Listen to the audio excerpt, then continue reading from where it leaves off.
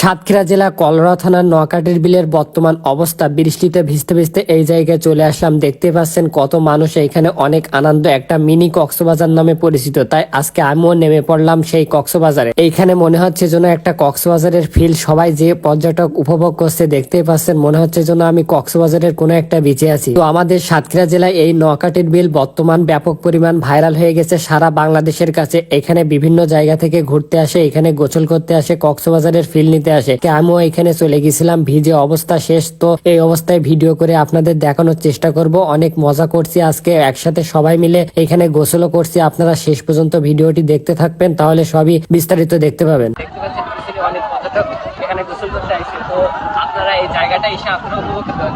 আসলে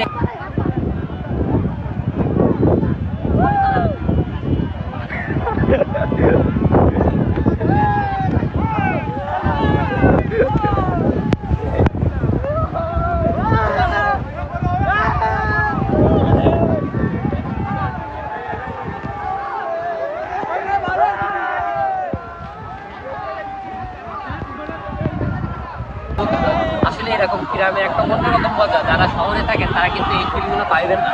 আসলে অনেক সুন্দর একটা ভিউ, এদিকে দেখেন কত সুন্দর। তো আপনারা এখানে আসবেন ভাই ব্রাদারের সাথে ঘুরতে। তো আমাদের এই নোয়াকাটির বিল, সাতক্ষীরা জেলা কলরা থানার নোয়াকাটির বিল, এখন সবাই এক নামেই চেনে।